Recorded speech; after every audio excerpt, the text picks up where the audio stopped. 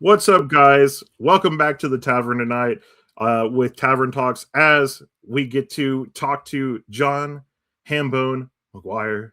Ahoy. And I asked you off air already. We did have you on for a special report. Um, and obviously, that was a great show. I got to watch part of it. Yeah, we had a blast. But first question, as we usually ask, like, what was your jumping off point into the TTRPG space? It's a great question. So I am now 47 years old. I was 25 when I first started playing TTRPGs. And it was, hearing my buddies talk about when they used to play TTRPGs back in the bar, they'd be like, oh, yeah, we should get back into that. I'd love to get back into that. I was like, I would play. I have a house, I'll host. And they brought over, at the time, it was 3.5. And that was the current system when I started playing. And we spent the whole first session writing up a character. I don't think we actually did anything other than building the character. But that was it, man. Like, the next week we played again and I immediately fell in love. And I knew that's the favorite thing in my life that I didn't know was missing. Suddenly it was there. Awesome. Yeah. Well, and we had talked about that a little bit too. One of the things that I got from another DM that I absolutely love is a session pre-session 00. And I call it 00 for a certain reason, but it's the DM and you build the character kind of pre-game or whatever. But in this, it's where you get to like really hammer that out and you play a little session for yourself. And it's getting you up to the point where you're at the tavern or whatever the starting point is, and then you move on, or the DM moves on to the next person. And it's really fun because now you've gotten that backstory thing that the DM gets to hear and see what aspirations you want for your character. And then the other players don't know. So it's kind of like you get to unroll that story for them as the DM gets to help you kind of do that. And it's that whole thing where the party meets at the tavern together or wherever it is. And now you've already got that little bit of experience that, hey, I've gotten to this point. I'm here for what reason? So I always like doing session 00s now, and then having the session 0 where you actually everybody meets, and it's that one where everybody's trying to figure out that part of it. But yeah, and D&D was the first one that you got to play. Yeah, I mean, mind you, like this is like what 22 years ago. Yeah. So while there were other games out there, and plenty of other games out there, most local hobby shops really had the main focus as Dungeons and Dragons. Yeah. I didn't even know about Call of Cthulhu for like years after. Like I kind of just thought like it was just Dungeons and Dragons. And like, my local had like they had like Blood Bowl, they had Dungeons and Dragons, they had Pathfinder, but that was what people primarily were playing. I'm in New Jersey, so especially in my neck of the woods, I didn't know about places like the Complete Strategist in New York and this and that. Like, even though you are close enough to many of these places that you can just go all over, like you kind of just know you're local when you're getting started. So 3.5 was it, man. That was my whole world for a while.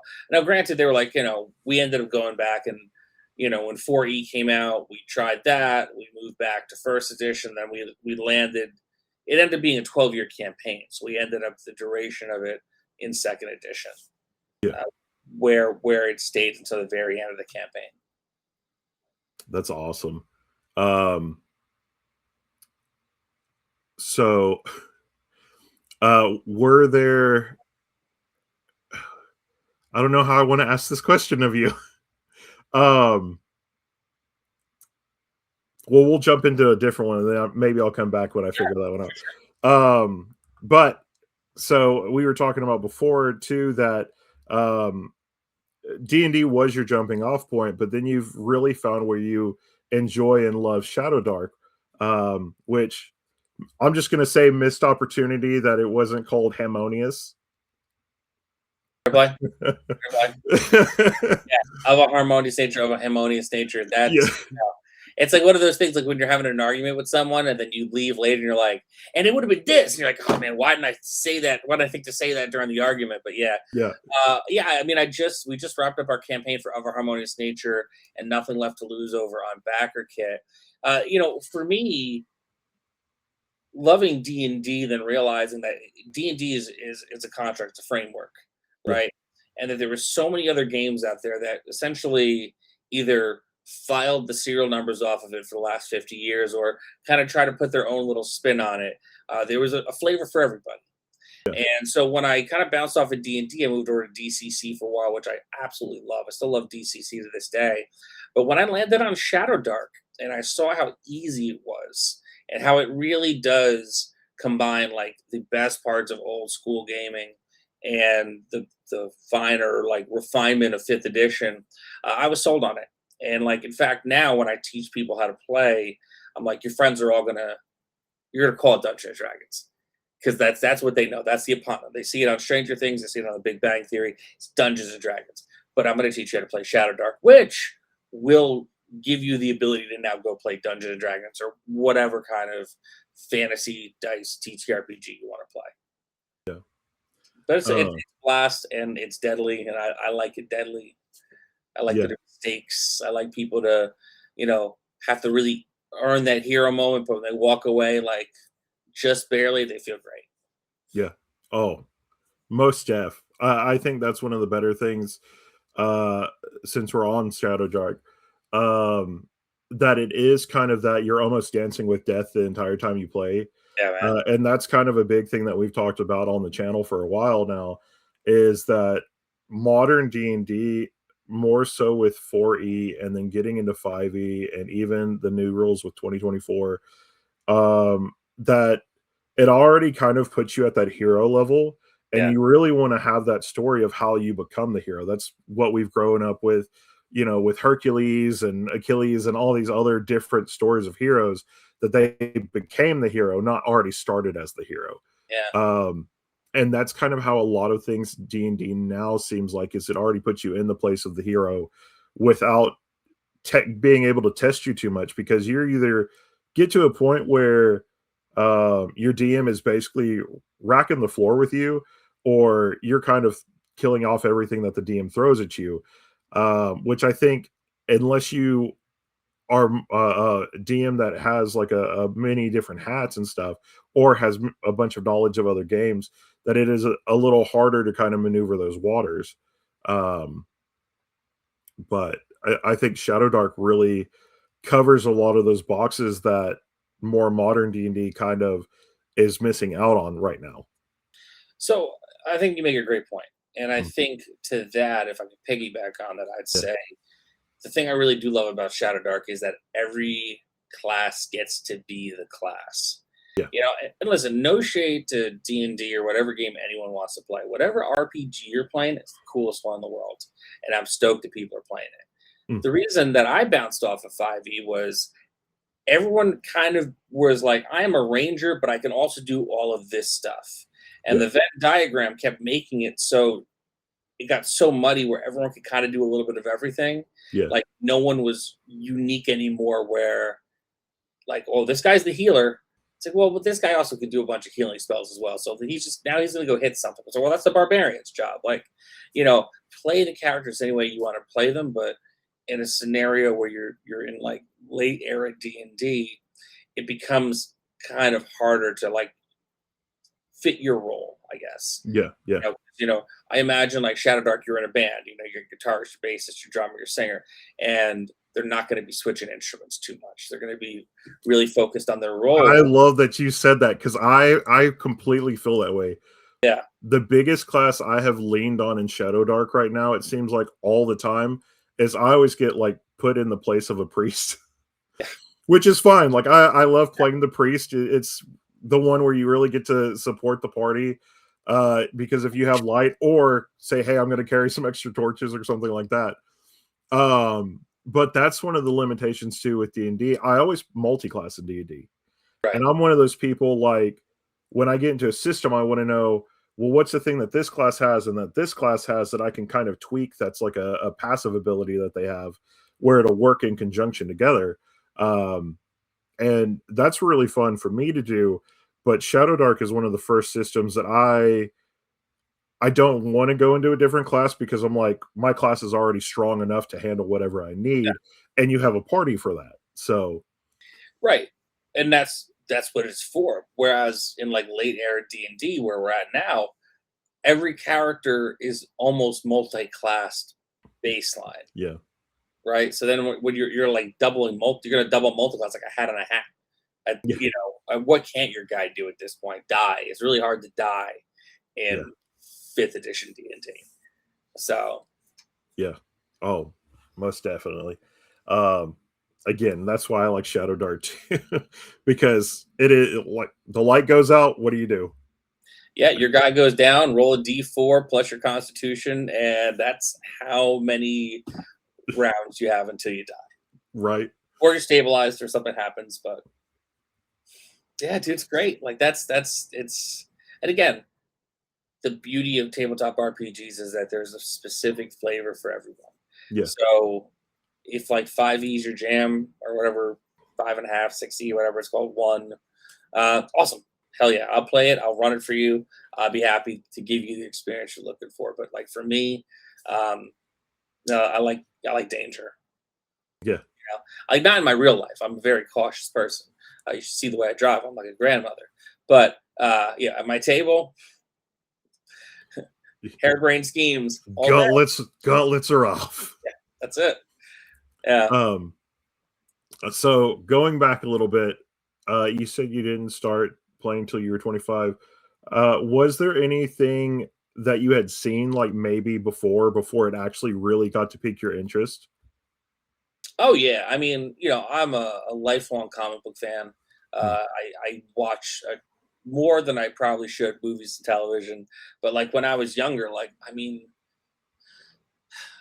like I'm old enough that I was able to see like Return of the Jedi in theaters, right? And I feel like you have your space opera going on, and that like really soon after that they were showing like Star Wars like all the time on like WPX 11 when I was a kid. And then I had friends who were like taping things like Fiends off cable. So like I saw Conan, I saw Red Sonja, I saw Excalibur, I saw all these old like sword and sorcery movies that were like still really new at the time, but like, it may be like above my pay grade at the age I was, but I was like fascinated by it. And then the Lord of the Rings movies, just love the Lord of the Rings movies. And that was kind of like what was the thing where it's like, man, this is so awesome. And my friends were like, hey, what about D&D? And I was like, yes, you know. But by seeing all these movies and seeing these programs and stuff, and like Conan comic books and like the other things I would see in like Warlord, whatever. Like I had a baseline. Like I didn't understand like the book. I didn't understand all the rules. I didn't understand all the abilities or whatever. But I knew the language because Yeah. I've seen the movies. I know what this is. I know what the ultimate goal here is. So yeah, all that stuff got me, ground floor. I was ready to rock. So I have a two-part question. Sure. So the first one, do you remember your first character? Oh yeah. Oh yeah. What were they like? Uh so oh my god, it was so convoluted. Uh John the Baptist, Johann the Piss Boy, they called him John the Baptist. Yeah. People used to, you know, piss on his hands. And I got the concept from it from seeing Mel Brooks' History of the World movie. Yeah. Like, yeah, Piss Boy, come here. And I thought that'd be like a wild idea. And he was like, his like half brother had a demon, something or other. And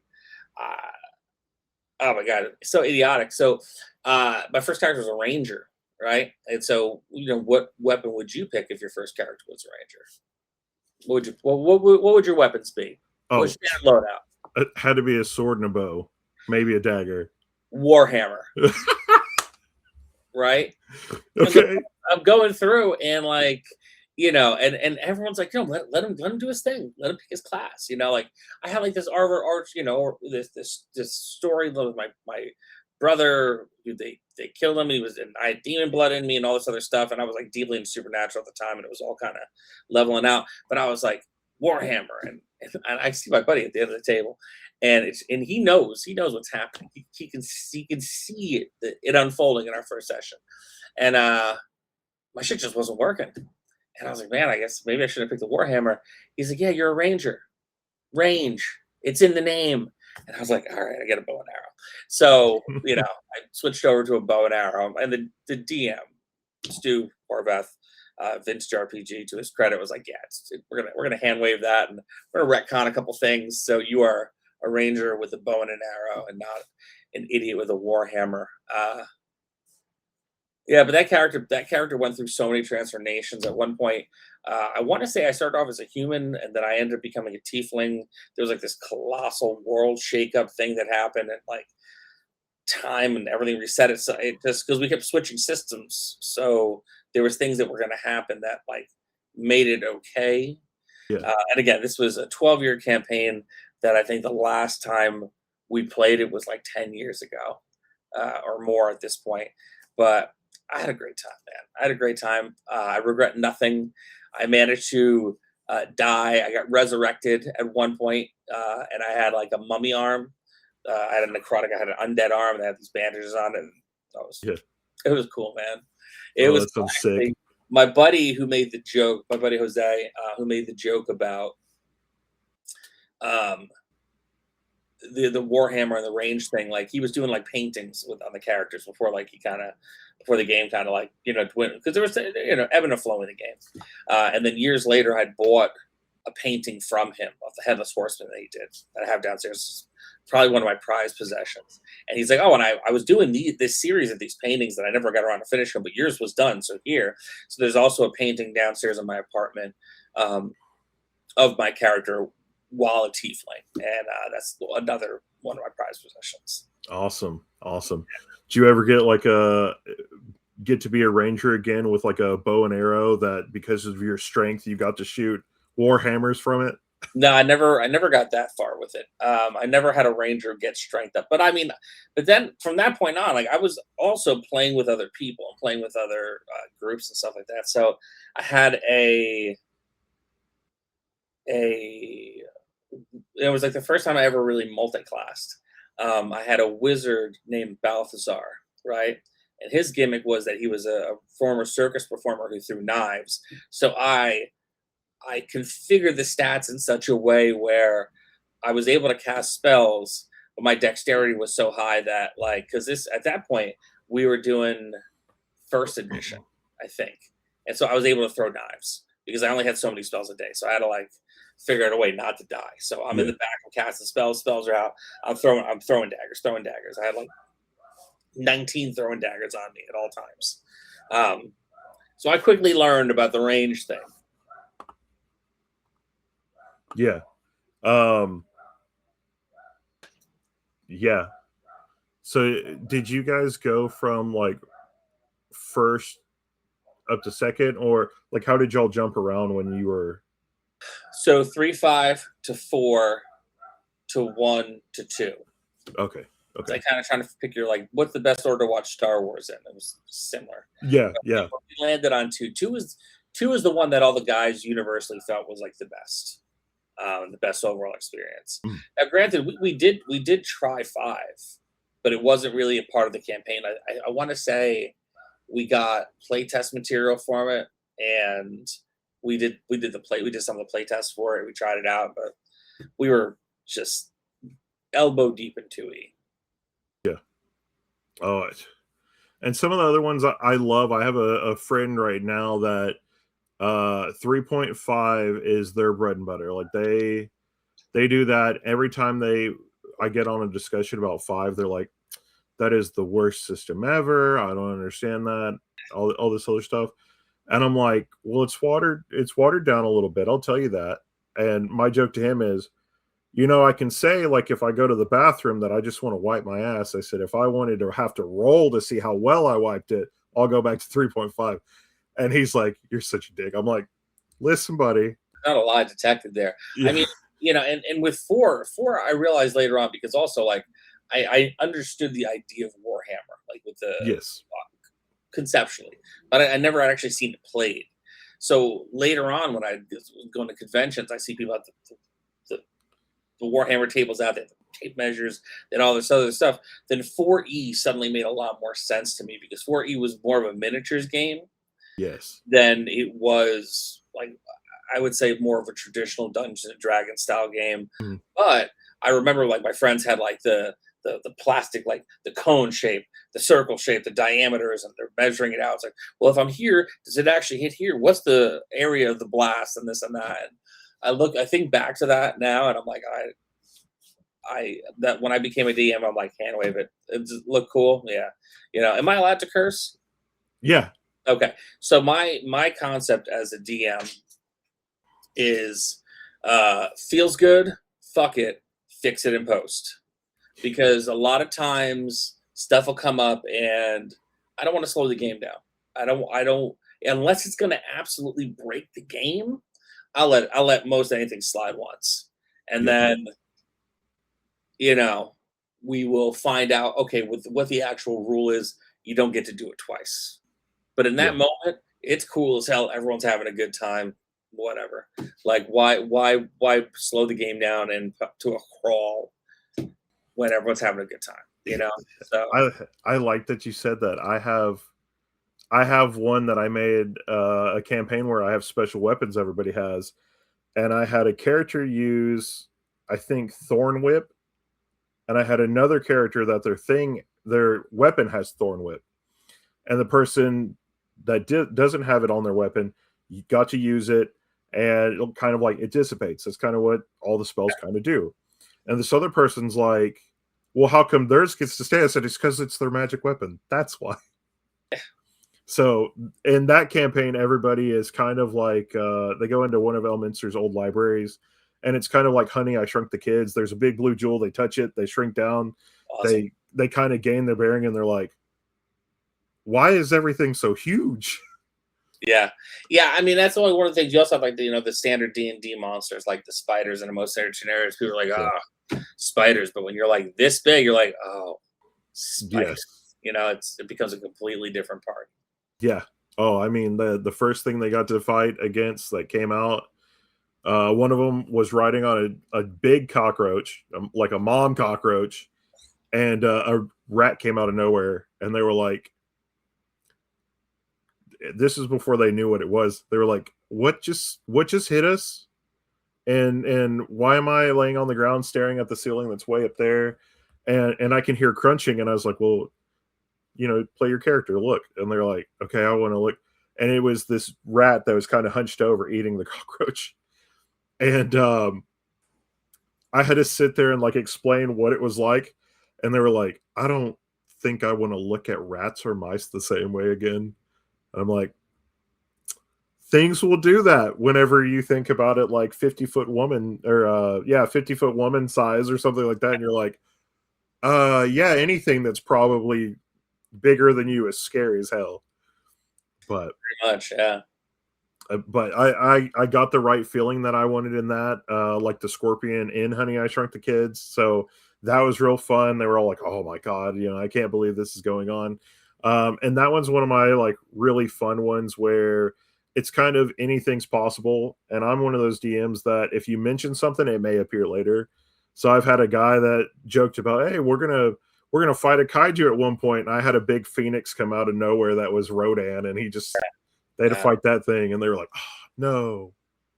So Yeah, I think it's one of those lessons. I think that people who play for the first time, like they'll learn real quick. It's like it's not even watch what you wish for. yeah, Watch what you put out into the universe at the table.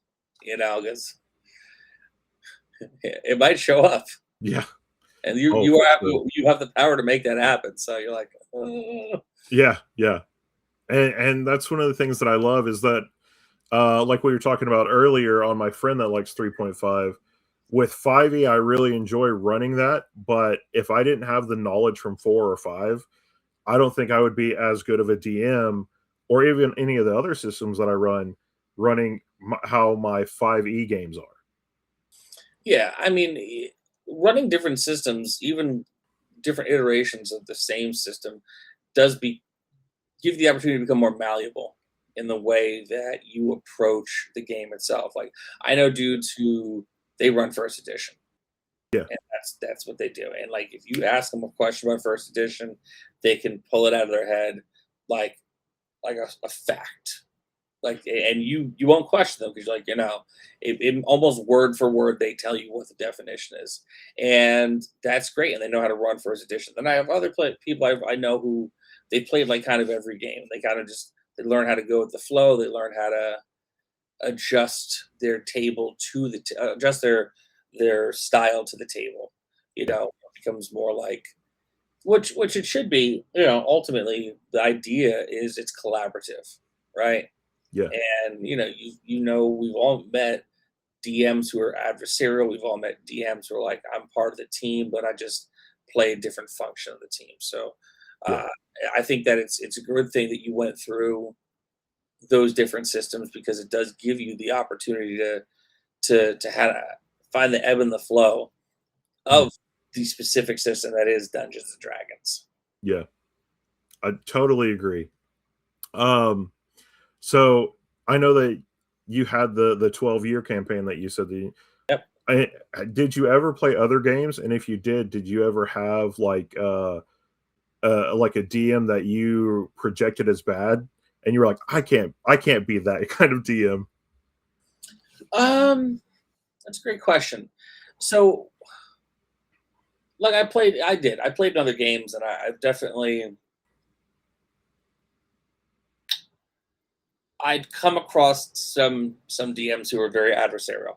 I guess Mm, that's the nicest way I could put it. They were yeah. just they weren't they or like they weren't so much adversarial to the table. They were just adversarial against one player specifically, Mm, and that made the whole thing uncomfortable. yeah. Because you're like, why fucking pick on this guy? Like he's just, you know.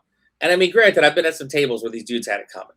Like I could see why the DM was like, all right, I need to like lay it down on this dude because they're trying to have sex with this bartender again, and this bartender is me, and they want me to role play. Like when it crosses the line into inappropriate, I can Yeah. see how they might get a little intense about it. But um yeah, I mean, I saw kind of how people reacted, and I saw you know what people liked, what people didn't like.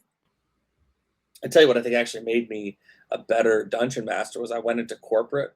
Mhm. I was some level of middle management and having to deal with people at that level, and essentially the party was my salespeople, the people who were working um, directly under me, and like Mm, it's really easy to be an asshole. It's really easy to not lead by example and get signals crossed and mismessage things um, than it is to take a step back and kind of put yourself in their shoes and also find a way where you create a situation where everyone wins. Where like right. you know at that point is where the employees win because they feel seen and validated and supported.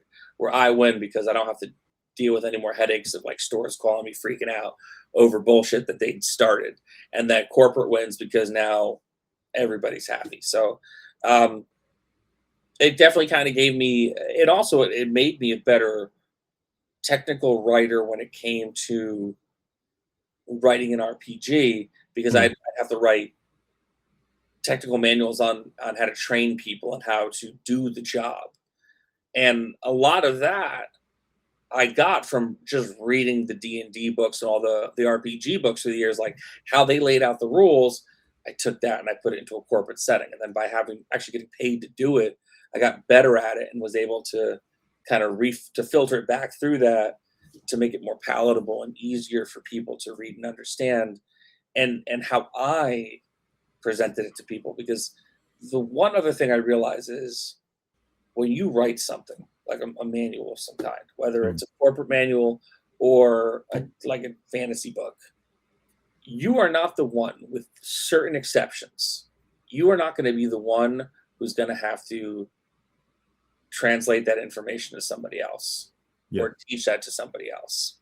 So it really behooves you to be very thoughtful about the things you say, Mm, think about the economy of words, and make it so if someone reads it, what there's not really there'll always be kind of an interpretation because no people are going to read the same thing alike Yeah. 100%, but they get the point. Yeah. You Kind of know, like put yourself in that person's shoes, somebody that would read your book or something like that. right? And Yeah, do they understand it? yeah. Because you have to remember, like they're not in your head, and they're Right. not you. Like everyone is beautiful and different in their own ways. And you can't expect them to understand what you're thinking because you understand what you're thinking because you're you and you've lived your entire life in that body with Yeah. that mind. It's like, I definitely came across most of it, like, I don't understand why you don't get this. This is this. But I wasn't performing for them. I was Yeah. performing for myself. Yeah. Where when you kind of take yourself out of it and you kind of put your ego aside and you slow yourself down a little bit, you learn that the way to educate best is by meeting people at their level and by, you know, seeing what their style is and how they like to learn how to do their thing and then trying to find a way to meet in the middle. And that's, Yeah. I guess that's the long road to answer your question. But yeah, No, and I have really DMs and I really like that. That's one of the things that everybody that we've had that's a publisher or somebody that does manuals or something for a game or whatever that comes on that I really like. And I love hearing it because one of the things that I really enjoy, especially like when I was little, if I picked up a book to read it, I would get to a section in it and I would have this like weird epiphany that was, well, what was this person's mindset when they were writing this part or something like that, you know? Um, and so that's one of the things that I really enjoy. Like when I get to pick up, um, Harmonious or something like that, then I can kind of go, well, I've gotten to talk to John. I kind of understand what the mindset was when you wrote this, oh yeah. and kind of traverse those waters to really pull out more of an enjoyment of it. So, Yeah, um, and that's at the end of the day, that's what it should be about is enjoyment. Like I've definitely encountered people, and I think you may know the same. Where they're like, yeah, I bought the book, I read the thing cover to cover. Like they bought like the player's handbook, or they bought whatever. I've never read any of those books cover to cover. I'm a college dropout. I look at it, I'm like, I'm not reading all that shit. I will find the things that I need, and whatever else I'll figure out. I'll figure it out the rest. And that's how I yeah, learned to play RPGs. And like, well, people are like, oh, you know a lot about Dungeons and Dragons, and I go, I do, but I took like 20 years to figure it it out. was in different chunks. Yeah. Piecemeal. It's I piecemeal. I didn't read the book, but Do that's you why.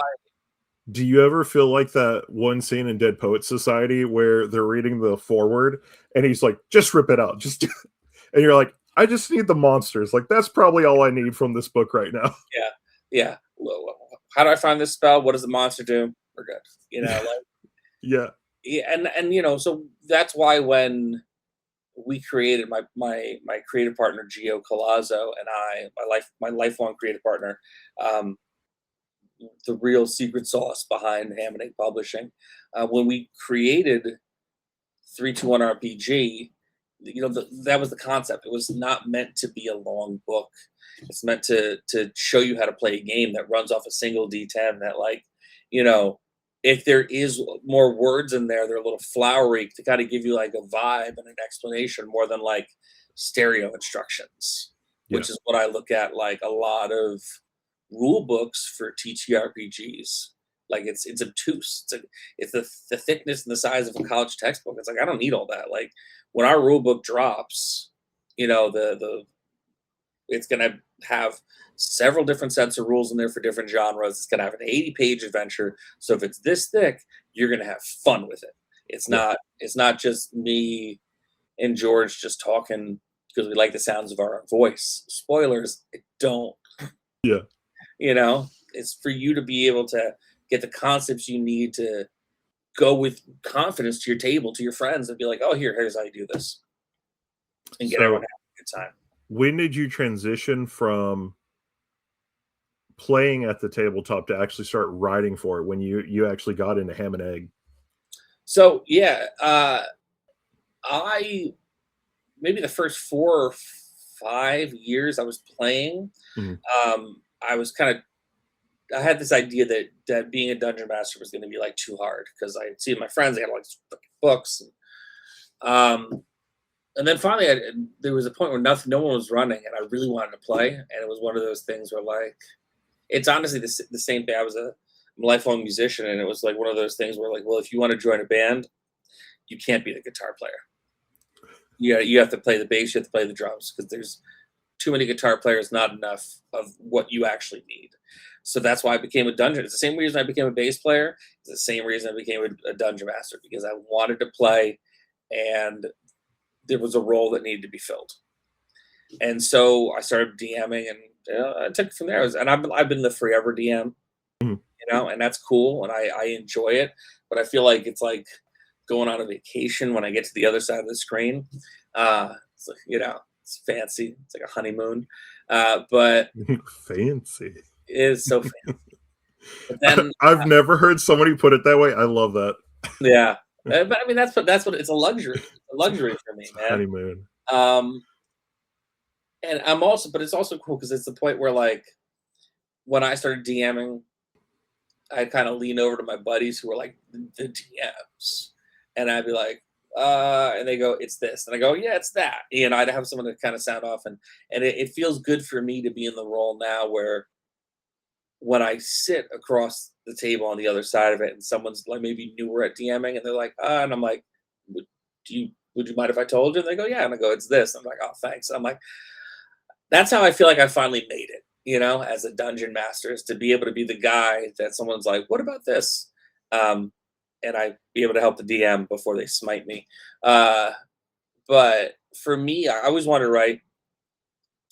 Geo and I would go to like writers convention, writers panels at like Gen Con and stuff. And Mm. he had a book that he wanted to write. It's called A Girl Named Doom.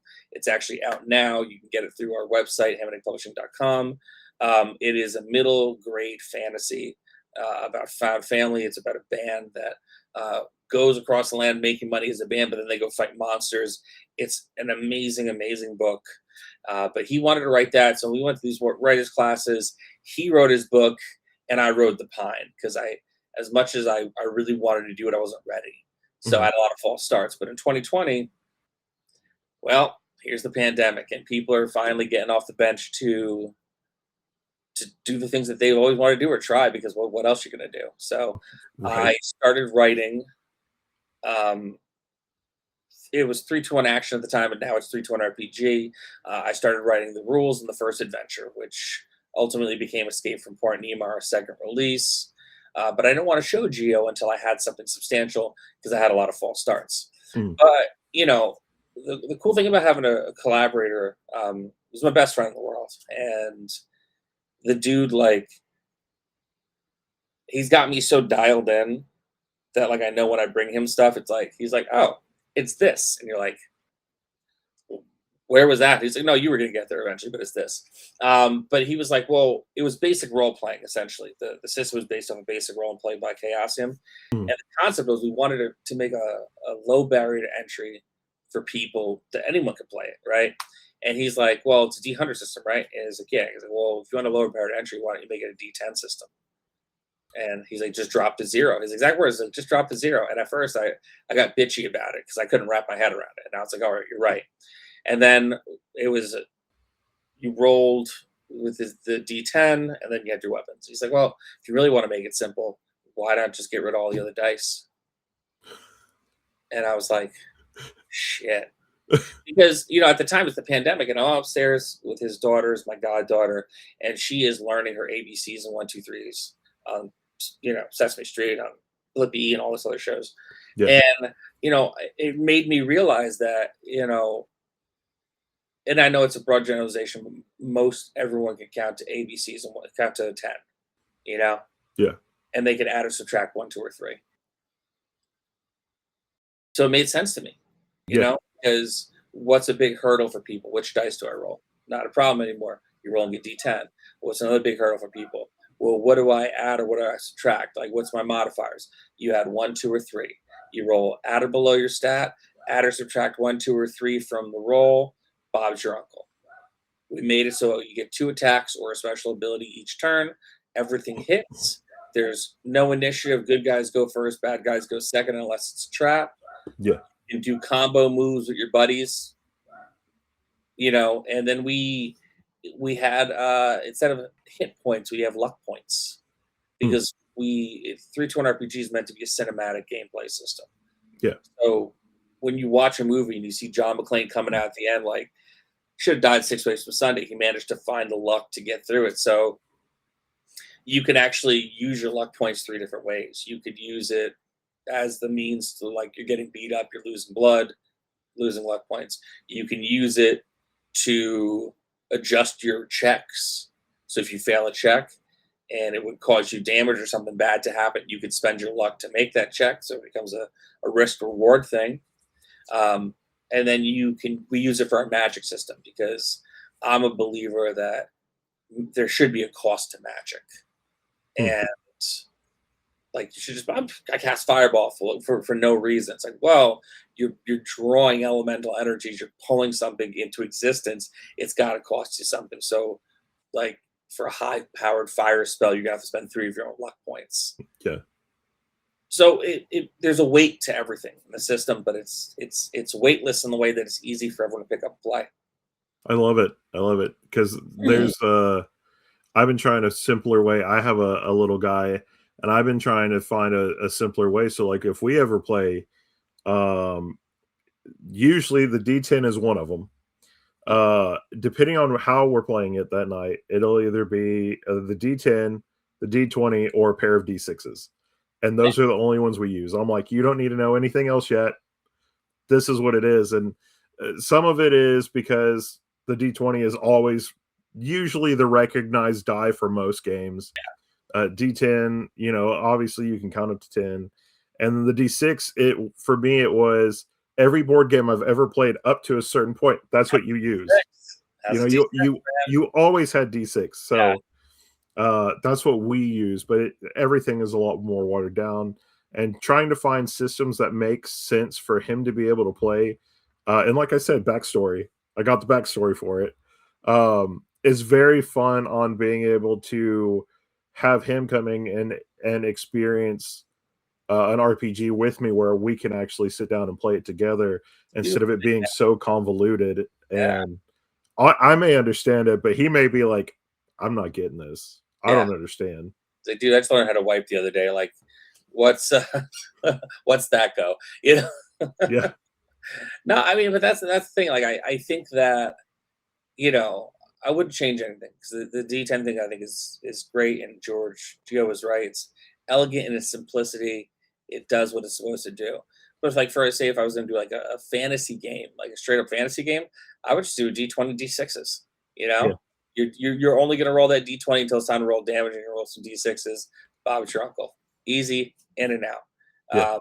Because then everyone gets to use the D20 that everyone likes to roll because it's like the symbol of Dungeons and Dragons. It's D20.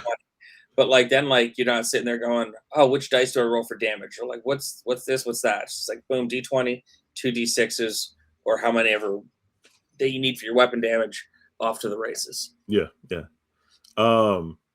Also, us talking about some of these other ones, what's another system that you maybe haven't gotten to try yet that is kind of on your list to try? You know what? Yeah. I've never gotten to play Vampire the Masquerade. Really? It's always been on the fringes. I know about it. I know there's such deep lore. There's so many different books for each monster and this and that. And I love the concept of it. But yeah, it's been one that's like eluded me for my entire career in the hobby. Yeah. That's all. My entire career at the table. Yeah. Yeah. We could have a whole discussion on that. But, I love Vampire Masquerade. We're actually get to have one of our shows that we did before actually go on stage at Gen Con this year. Oh, cool, man. So, and like you and I have talked about for movies and whatnot, my vampire was actually inspired by movies that I actually watched with my little guy. So whenever Sam, Dungeon Samster, actually asked me if I could build a character as a vampire because we had a player that wasn't going to be able to sit in for that time. I ended up making a vampire Willy Wonka that everybody just falls in love with. Yeah. Yeah, I mean, if I ever got to play Vampire the Masquerade, I would do Nicolas Cage from Vampire's Kiss. It would be fucking unhinged, you know. But that's the thing, and they'd probably never want me to play Vampire the Masquerade with them again. Whoever's at this table. Well, I've tried to talk him into picking one actor, and I was like, I don't care who it is, and us having a game where everybody plays the rendition of them from a different movie. That's amazing. Yeah, And I was like, and Nicolas Cage was one of the one that we brought up, and I was like, yeah, but I don't know how great that's going to be. Because I'd pick the one from Willy's Wonderland, and that would. yeah. I think you say one word in the entire movie. I think he just grunts like that's it. Yeah, yeah. Yeah, that's great. It is. It's wild. So I know that we asked a question in our questionnaire thingy for you. And we are past the time to actually start it, but I had such a great conversation talking to you. Hey, man. That it's fine.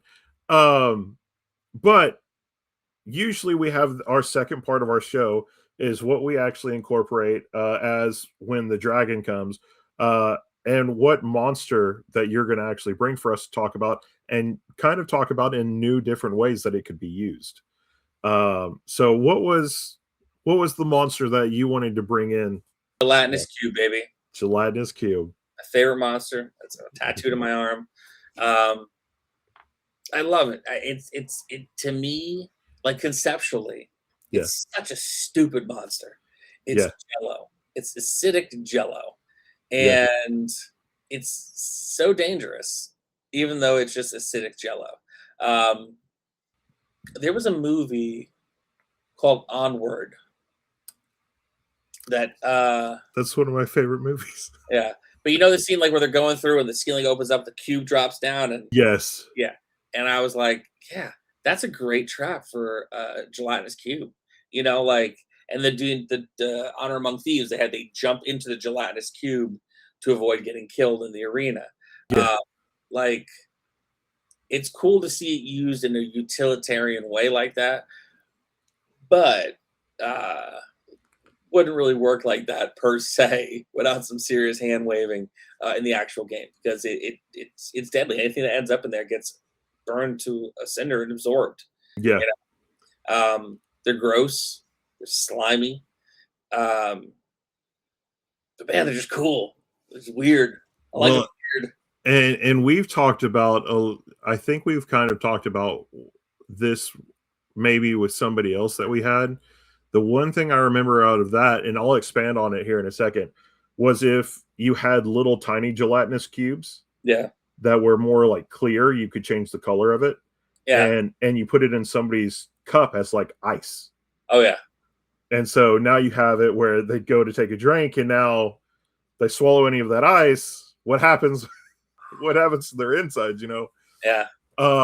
But also, before we got on here, I was telling you about, or we were talking about kids on bikes for a second, and that kind of got me thinking that if you slowed down the digestion of a gelatinous cube, any old 90s movie would be hilarious if whenever all the neighborhood ladies brought over the Jello molds, those were all gelatinous cubes. Yeah.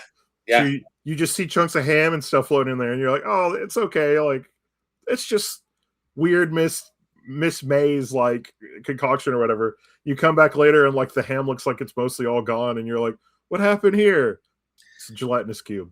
Do you imagine like a horror movie where like kid goes to get back at all like the bullies, so he goes to the frat house and makes Jello shots using gelatinous cubes? Oh my god. And then just kind of sits back on the lawn as everyone is like suddenly kind of all digest at once, and everyone's like burning up from the inside because they spitting out blood. Yeah, I mean, like, granted, crazy. No, but crazy. You try to find a way to make it work in game. Yeah. It's gonna be harder, but on paper, man, that'd be crazy. See, modern would be great, especially if you had like a whole scene. It took a little while to work, and you have that thing where the jock's like, "Hey Becky, I just want you to know, and he's gonna go, I love you, and Yeah. he just like throws up on her, and it's all his insides just Yeah. being burnt out, you know. Um, Imagine being like a kid adventure and you got a slingshot wrist rocket and you're firing like little pieces of gelatin, a little jello piece of gelatinous cube, and it like hits the guy's like, what's going on here? You know, like, and then yeah, just starts getting bigger as it, because that's what happens as it absorbs you and burns you down. It gets big. starts getting bigger. Oh yeah. See, and things like that, ideas like this are what I really love to play with monsters too. One of the other things, the book Monsters Know What They're Doing. I really love putting the aspect of that where you're thinking about what would a monster do, and then when we come down to a monster that's like a construct or like the gelatinous cube, where yes, they probably do have some kind of feelings or something like that, or whatever. That there's also this whole other thing that they probably really don't care about a lot of things, Yeah. and it's just burning itself as it goes, and its only real desire is to eat. You know, Well, I mean, eat. that's what kind of got me on the idea of like why I like the gelatinous cube, because I saw the 1988 The Blob, Oh yeah, right? And granted, Blob, cube, different. I know, because I mean, some would say, well, maybe it should be like more of like the the Blob would be more of like a pudding type monster, but like it was, jellyish. So my brain, I was like, man, that's like you really didn't think how nasty a gelatinous cube would be until you like see it as like the Blob, you yeah, know? yeah. Well, Watch that again.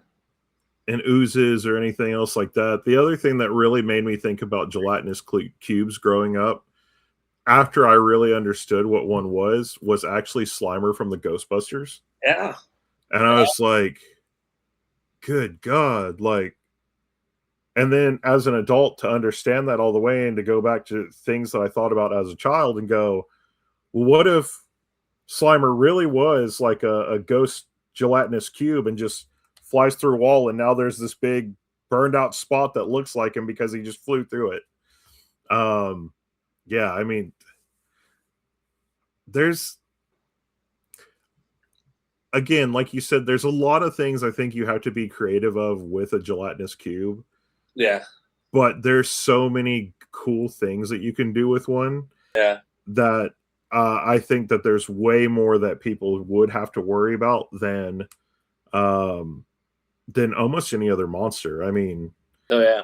could you imagine like a gelatinous cube big enough to have like a Tarrasque or something stuck in it? And the thing is, it still wouldn't kill the Tarrasque. Right? It would just be, because I mean, with kids' toys now, they have those things like the dinosaurs and the slime, and you gotta like break the dinosaur. Sometimes they have slime to play with and a dinosaur to play with. It would Yeah. be the same. The Tarrasque would come out just fine. It would just Yeah. be, and maybe probably very a very comfortable sleep inside the cube. It's just Could, so like yeah. wrapped up and snuggly. Do you like SCP stuff at all? What's that? So it's kind of like the back rooms or anything else like that. There's these anomalies that are in the world that are an item or a creature or something, and they all have some kind of supernatural thing to them. Oh, I've I, not heard the I'm term. going to turn this on, and you're going to be like, I'm going to get a message from you later on Instagram. You sent me down this really bad rabbit hole. How could you?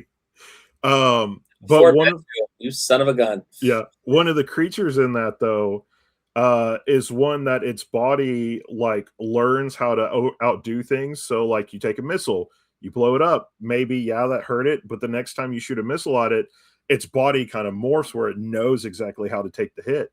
Yeah. And it keeps growing, and it's kind of like almost a crocodilian type monster. But as far as they know right now, the best way of containing it, at least for a little while, is to put it in like hydrochloric acid and it slowly starts burning away. But the time and the amount that it actually burns away has lessened because its body is starting to overcome that. Yeah. And that's kind of what it makes me think about with the Tarrasque inside of a gelatinous cube. It may get burned or whatever, but it's still going to come out alive and it's going to heal itself back up. So, Yep. Um, yeah, I mean, there's so much. Um, what's another way that you think you would use a gelatinous cube? Um, maybe in your RPG. It's interesting because as much as it's my favorite creature, Yeah, I look at it like it's like kind of like a seasoning. yeah, Like it's something that you really you can't pull out too much, and it's got to be like something special. yeah. I mean, I've used them before to like house like mystical items that can't be destroyed, but like in order to get it, you got to go into it. You know, Yeah. um, I would use it as a lake. I would use it as kind of like a lake where like a small man-made lake or a person-made lake where you know it there's it doesn't necessarily completely burn the water off on top of it, like Yeah. the kind of a wetness to it, but when you go in you're like, why am I sinking, why is it burning, and then you're kind of like, oh, this entire body that I need to cross somehow is gelatinous, you know? It's And I mean, like that would take a lot of cube, you know, that would take a lot of cube. but you figured it would form around the stone and the rock and like Yeah. Well, mold and itself. then you could kind of have creatures that would be able to like I would say almost live in it, like I don't know if you remember this, but it was when I was in high school, we had the whole scare on like the snake-headed fish, Okay. and it would basically get out because it can breathe oxygen for a little while, Yeah. and it would stay in a pond. It would try and eat everything in the pond, and then it had toxin that would come out of it, so it actuuld actually make the water poisonous, and then it would basically use its fins, and walk out and try and find another body of water, Yeah. and it would kind of do the same thing. So we had like a big scare. Uh, I know because we had it in newspapers and stuff, probably like 20-ish years ago or so. And it was just somebody releasing a pet fish they had got from China. It's crazy, right? Uh, You know, but but alligators in the sewer. yeah, but thinking about like if you had something like that had become impervious to it or was a product of the gelatinous cube over time, and it actually was able to like swim through the goo. Now, not only do you have this really crazy encounter of you have the goo as a trap slash a monster that could potentially come after you, but you also have these things that live inside of it that can come after you. Yeah. Or like even like a gelatinous cube that houses the body of a lich. Oh So you yeah, have to fight this cube, but you destroy the cube. Now the bones are there, back together. What's up? You know? yeah. And then now you got a bigger problem than the cube. You know, I don't know if you've experienced this a lot in your games, but how often do people run? Because I definitely I've only ever in like 22 years experienced it, maybe not even a full handful of times. People being like, "Yeah, we should run," and they do, and they live to fight another day, and then they come back. They come back stronger, and it's fine. But like, running is always an option. Yeah. Hardly anybody does it. Probably once. Yeah, I can rare. out of my current game probably once because I know because I got cussed out about it. And I mixed a giant spider with a trapdoor spider in the library thing, the Honey I Shrunk the Kids one. I'll do it. And it was inside of the chest of this living armor that was actually strapped down with spider webs. So they were able to crawl inside of the armor because it couldn't get up, but they could feel it reverberating because it was trying to make itself stand back up and it couldn't do it. And they went down into this thing and there was earth mixed with the web that was in there. And this thing came out of one of the traps and attacked somebody. And they got it down far enough. And what the idea of this thing was, um, is that these spiders would also mix themselves with elementals. So I had this one, and the party was doing really good. So Yeah, it ended up speaking in Terran and eating this little like brown amethyst almost looking gem. right. And it ended up growing earth over its extremities and everything, so it could glide around on top of the earth and the webs and everything. And then it went back and it got the other three, so it was speaking Aquan and Ignis and everything else. So it ate all these little gems, and it got all these different elemental powers. And I got cussed out by one of my players, and he goes, "Listen, I would like a little forewarning if you're ever going to toss the fucking Avatar spider at us again, okay?" Yeah. And I was like, I didn't even think about it as the Avatar, but hey, let's go with that. Yeah, I mean it's crazy. I mean, I ran once. Yeah. Me personally, in the first edition game, Balthazar, we ended up in this room, and we were in the bottom of like this temple, and the boss fight was happening there. But it was a thing where like the to our left there was an open doorway with stairs that went up into the sun, right? And then the boss fight. We walked into the room and we had a choice. We could go, but if we move forward, we're going to encounter the boss. Of course, we move forward, we encounter the boss. And then guards come and we're getting our asses handed to us. I'm out of spells. I have now thrown all of my daggers. Like, there are 5 of us on the squad. It's just me and one other dude still up, but he's like at the very end of his rope at this point. And I have nothing but my spell book left. And I look at my DM and I was like, I want to run. He goes, well, if you run, he's going to take an attack of opportunity on you. And I was like, what if I can knock him out with my spell book? He's like, you'd have to roll a natural 20. And sure as shit, by the grace of Gygax himself, I dropped that 20, clocked this guard with the rule book, and I ran. And my other buddy's like, what are you doing? You're leaving me behind. And he died. And that was it. The party was done. But I made it out of the dungeon because I ran, because it was the smart move, which was the move we should have done in the beginning. Yeah. But, fortune favors the bold. Just not on that day. No, but that brings up a good point.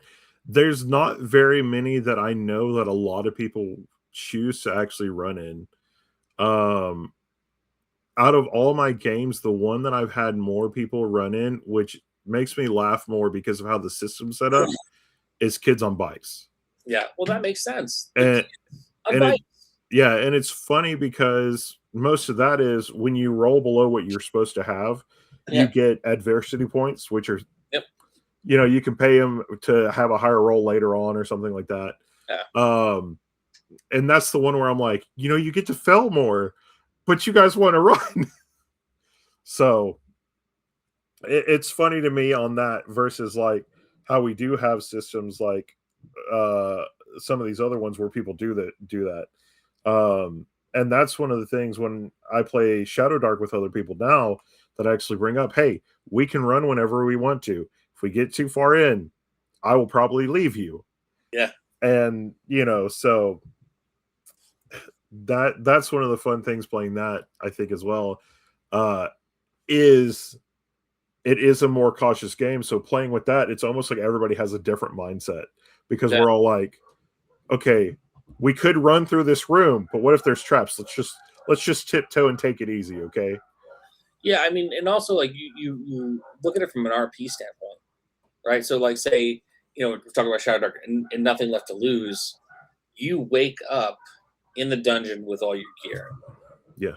But you're trying to figure out how you got there. You don't remember how you got there. And the thing is, you're not with your party.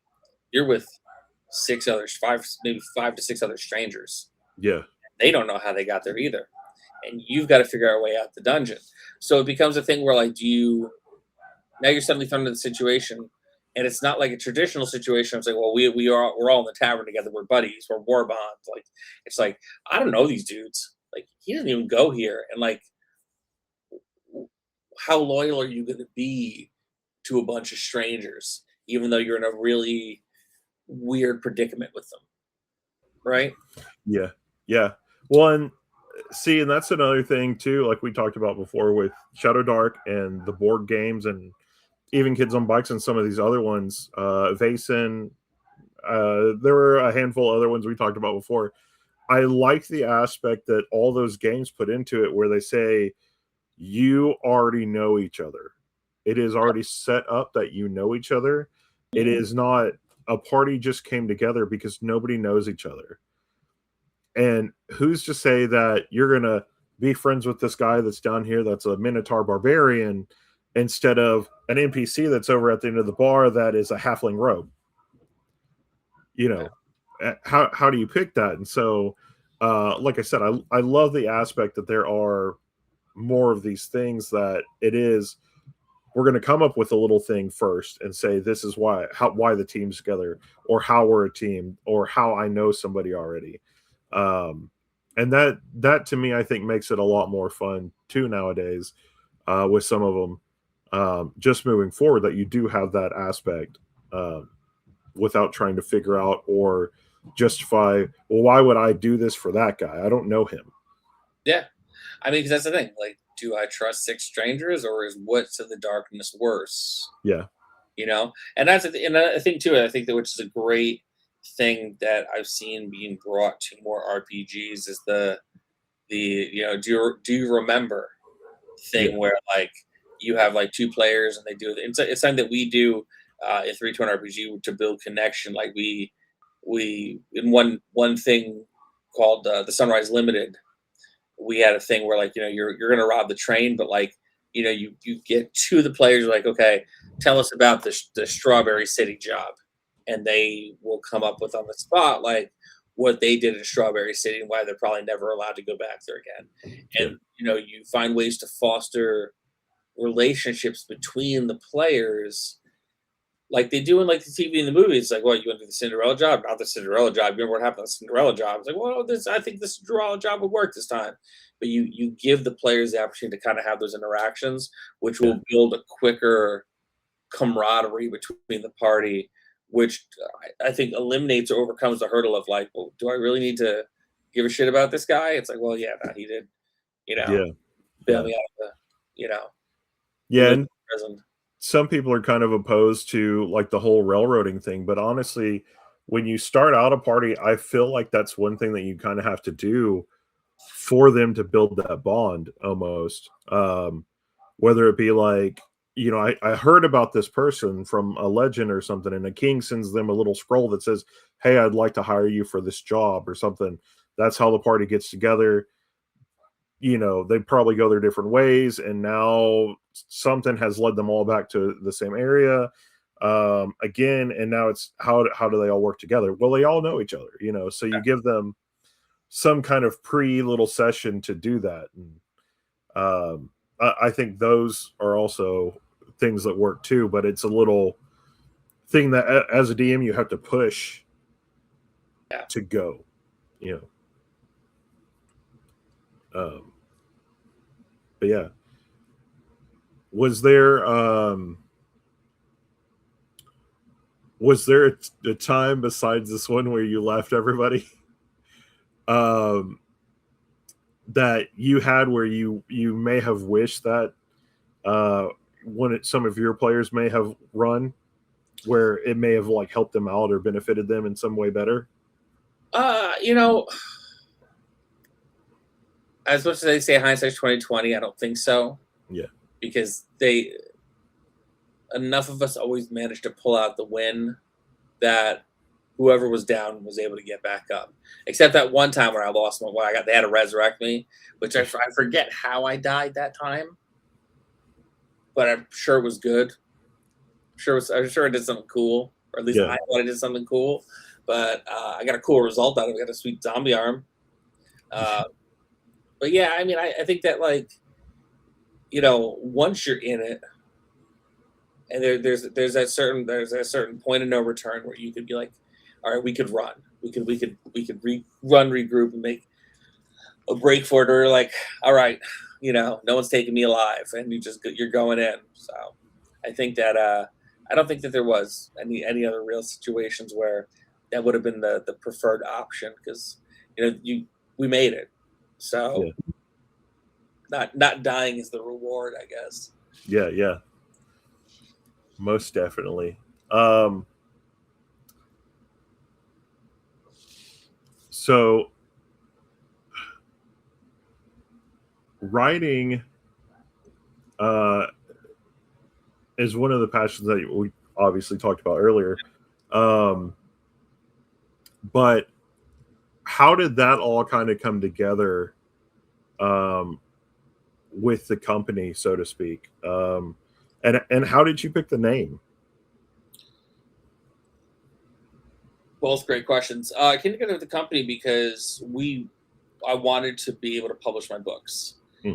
and having been a musician for my whole life, you realize a couple things really quickly.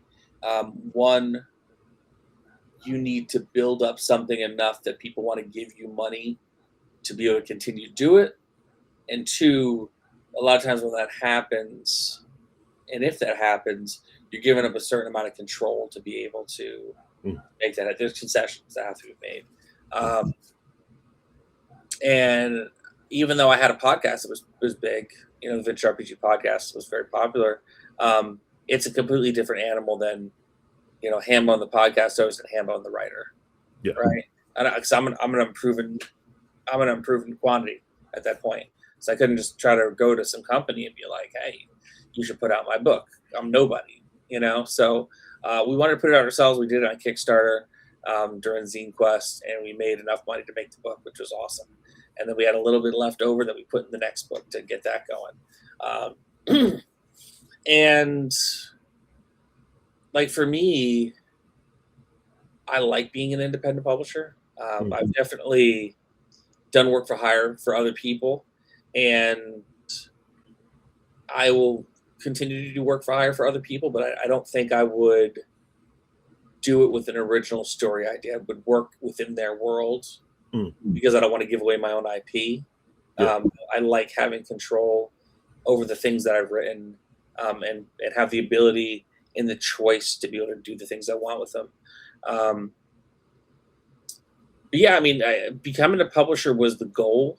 Mhm. I did not expect us to be as prolific because we're coming up on 6 years. Yeah. And we'll have 11 3-2-1 RPG adventures, a full-length rule book, Monstagoria, and then we put out the 2 zombie brain eaters. We put out my crowdfunding zine called Crowdfund Your Fucking Life. We put out George's novel. I feel like we put out something else in there. Oh, we're gonna have we have Days of Future Fairhaven third-party adventure we put out for Weird Hills Public Access. We're gonna have the Sickest Witch, Undershadow of the Noonday Witch third-party for that, and that'll be by the end of this year. And then we have after that coming out, we have the Shadow Dark stuff coming out. So we put out almost 20 something things in like 6 years, and it's just me and Geo. So like that it's amazing because I have my amazing wife Sally. She's a comic book artist. Her current thing right now, if you're in shops, is the trade paperback of Orla, which is absolutely amazing. But she's been writing with us.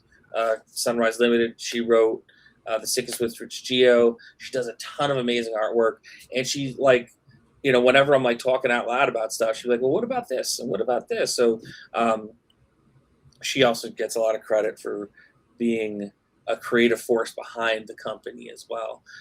She's a huge part of it in what we do. And I'm just honored to be able to create alongside my wife, which I think is like, it's the coolest thing in the world. And the fact that like, she'll just dip off and go write a book with Geo and do all the art for it. And, comes up with these crazy characters and crazy ideas is nothing short of amazing.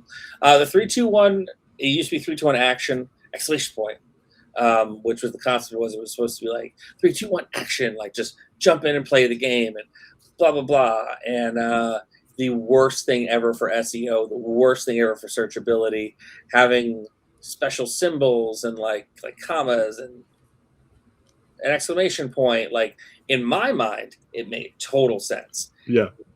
Outside of my head, this is looping back to what we were talking before. It was bullshit. It was a terrible idea, and conceptually cool. Like we know what we wanted it to be. Genre neutral, way to play any kind of adventure you want to play. Single D10, all that. But it wasn't until we actually launched our core rule book on BackerKit, where we worked with BackerKit's team to do marketing, and they sent us that thing back, and it didn't have, at the time, we got rid of all the commas and things. It was just 3-2-1 action, exclamation point. No, actually, it was 3-2-1 action RPG. Get rid of the exclamation point, right? And they sent us a thing back, and the note said 3-2-1 RPG. And Julio looked at me, and he was like, "Hey, buddy," and I was like, well, at first I got real bitchy about it because I was like, we built 5 years worth of blah, blah, blah, blah, blah. And I had a Snickers, and then I realized he was right. And then it became 3-2-1 RPG, and it made so much more sense. But sometimes, and that's a thing I tell new creators out there, like sometimes your first instinct becomes not the final result. Great idea, needs a little workshopping. So it took us like almost 6 years, but now we're 3-2-1 RPG, and we separated 3-2-1 RPG as a brand from the overall publisher, which is Hambone Publishing, because we're not just doing 3-2-1 RPG, we're doing tons of different stuff. Music. Gio did a soundtrack for Sickest Witch. He's going to be doing more soundtrack stuff, and we're going to be selling the soundtracks as well. So 3D printed minis of monsters and creatures from our adventures. So it had to be more than just 3-2-1 RPG. Yeah, I love that. I think that's one thing that I really enjoy, knowing all the different people that have really like met their dreams and turned it into a publishing company or whatever, and that there are all these things out there that for reading or playing it with an RPG or something like that now is out there that wouldn't necessarily be possible without people like you and Gio and some of the other people that I've gotten to interview, where it is, we've worked hard to put this stuff out because we wanted it out, instead of trying to push something through Wizards or something like that, where you may not get a yes, it'll be a no. So that's a lot of stuff that I think today that we have is just so much more fun because we had people that got to do that. Yeah, and that's the thing. Like, it's variety is the beauty of the world. Yeah. Like, we're, as it should be, a tapestry of people from all over the place, different backgrounds, different nationalities, different flavors, different vibes, different kinds of food, different kinds of feels, and it should be that everyone gets together and shares these amazing ideas, and our world's better for it. And it's the same thing with TTRPGs, where it's like, it doesn't just have to be Dungeons and Dragons. Yeah. I mean, yeah, everyone's like, don't you ever want to write for D&D? And I was like, yeah, man, I would, if Daddy Hasbro was like, hey, here's some freelance money, do this monster, do whatever, I'd like to have a cup of coffee in the big time. As the Macho Man said, cup of coffee in the big time. But like, my goal isn't to make a corporation money. My goal is to get people to play games and have a good time, and to be in control of my own destiny, and for George to be in control of his destiny, and for us to make great, amazing art with our weird friends that people have a good time playing, that, we only have to answer to ourselves and to the audience, and not water anything that we do down. We get to do what we want, and I don't think there's anything better than that. But yeah, of course, Daddy Hasbro, call me. I'll give you a nice word rate. I'll write something fun for you. Yeah. Cup of coffee in the big time. Yeah, that'd be great. It's just one of those, it's a feather in the cap kind of thing. It's just like, oh yeah, he wrote for Dungeons and Dragons, and again, it's all a work. Like it's all bullshit. Like when you really think about it, when you see these people, it's like, oh, he did this, he did that, blah blah blah blah blah. It's like, dude, he did a paragraph in a book with like 9 other guys, but like on the resume, that's all it says is the headline. So like, my advice to newer creators: don't believe the hype. Like, no one is really better than you are. They might have just worked a lot longer to get where they are. Yeah. But just because they have like a fancy title or whatever doesn't make the work that you do any less special or any less important. Shoot for the stars. Have fun. Yeah. 3-2-1 RPG. They got to spend their luck points early. Yeah, we did. That's what it was. Yeah, that's it. We did all right. But but like we grinded. We've been grinding, and like every other indie creator out there, we fight for every inch. Yeah. Because while there is, especially in crowdfunding, while there is a halo effect with bigger companies and platforms, there is only so much money to go around. So everyone is fighting for that last bit. Yeah. Yeah. Totally understand that. And we did get a good chunk of the backstory for how the publishing company came around. Yeah, man. Yeah. I mean, this is the office. This is essentially my part of Ham and Egg Publishing. George is downstairs in his apartment. There's a nice bookcase full of actual books that he's read, because he will read those books. Not me, but yeah. Yeah. So how did you get the nickname Hambone, though? We don't have enough time after this episode for that. That's a long. The abridged version is, 26 years ago. I was at a New Year's party. I was down. It was the middle of the night. I was thinking I was the only one who was up and in the darkness, and I was buck naked and going to the fridge to get something to drink, and I lean over into the fridge, and I just get a little light click on behind me, and a voice in the darkness goes, "Hambone, get me a Coke." And I went and I looked, and I was much bigger at that point, and I looked, and that's the thing. If someone says a name that is not yours, and you look, you're forever in danger of getting a nickname that will stick with you forever. And I love it. It's me. It's part of who I am. Banner, the Hulk, same. But I turned over and I looked, and that's how I became Hambone. The short abridged version. Yeah. Apparently, there's different versions of it that people have informed me of, but that's the easiest way to go about it. Yeah. Well, and when I saw the name of the publishing company, I was like, well, of course, like this is the ham. So does George have something that's related to eggs that? No.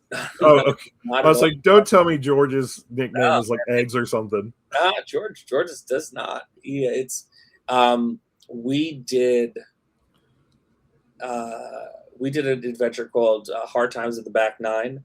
Yeah. It is a miniature golf adventure for 3 players. Essentially, the game runner plays the bad guy, the other 2 are the good guys trying to save your great grandfather's soul. So earlier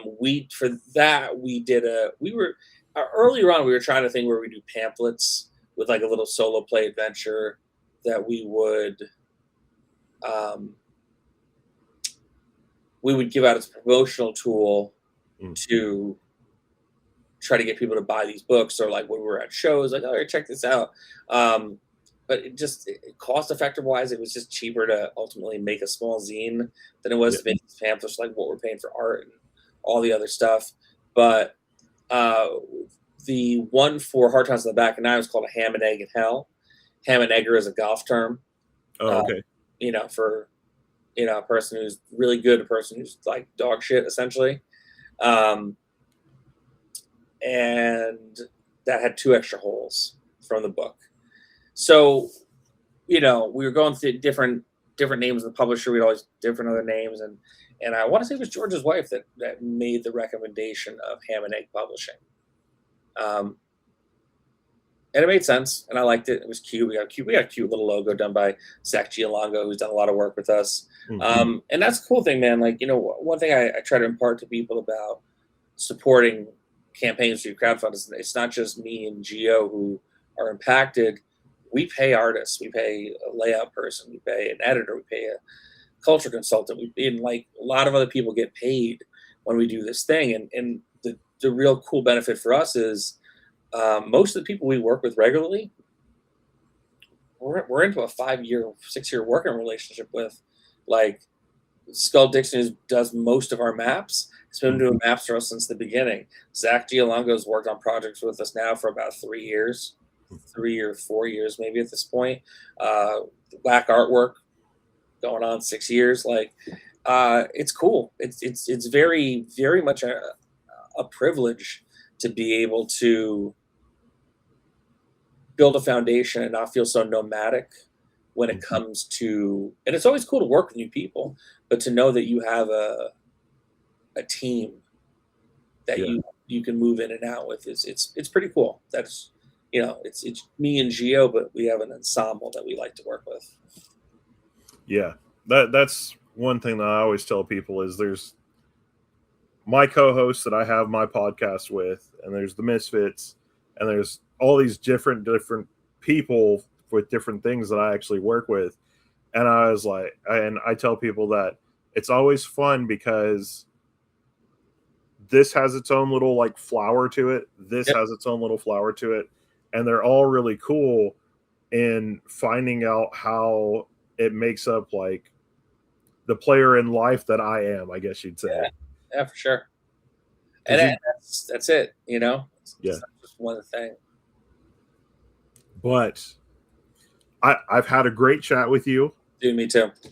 I can't wait.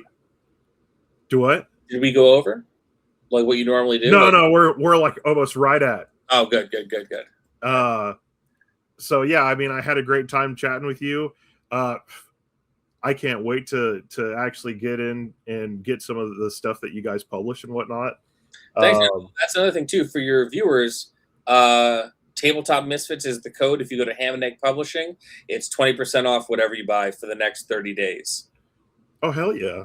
Use the code. Nobody told me this. No, I just thought of it. I was like, man, going on these shows, why don't I offer their viewers a discount when I'm telling them to come buy my shit? Yeah. So I just made a discount right before I got on here. Tabletop Misfits, good for 20% off for the next 30 days. So until July 3rd, use the code Tabletop Misfits, all caps, on Etsy, HambonePublishing.com. Yeah, I should start doing that more. Everyone should start doing that. Hell yeah. Oh. Well, that's good to know. I'll have to tell James. Yeah, put it in the show notes. But yeah, and I can't wait to actually get on there and get some of the stuff that y'all have. What would you recommend that would be a good starting point for me to pick up anything? That's a good question. If you like horror, The Hotel Exorcist. It's one of the best things we've everyone's gonna say those are the best thing one of the best things we've ever done, but it really is. It's a high watermark for us, The Hotel Exorcist. Zombie Brain Eaters is also a lot of fun.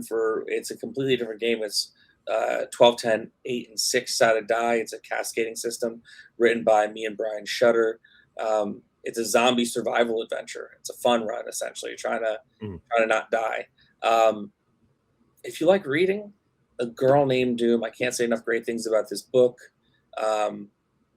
It's a beautiful story, and it's written with such heart and from such a great place that you're going to feel really good after you read it, and you're really going to want another one. And if you're new to crowdfunding, get Crowdfund Your Fucking Life. The zine PDF is free forever on DriveThruRPG. It's a community resource for me, the community. But if you want a physical copy, we killed a tree for it. You got to pay for it. But yeah, man, horror stuff, I would recommend Hotel Exorcist. Awesome. But to everybody out there listening, it's our interview with John Hambone McGuire. And let me think. Tomorrow we should have Beaker Builds back on in our garage. I believe he's playing Subnautical right now. He's taking a break from actually doing the model building and painting right now. We have a bunch of other lovely sponsors that you guys can check out and use codes, Tabletop Misfits and other things for. That should have popped up somewhere in the comments down below or whatever. And yeah, as we're checking out of the tavern, as always, we're going to raise our glasses and we're going to bid you guys all a farewell. Cheers.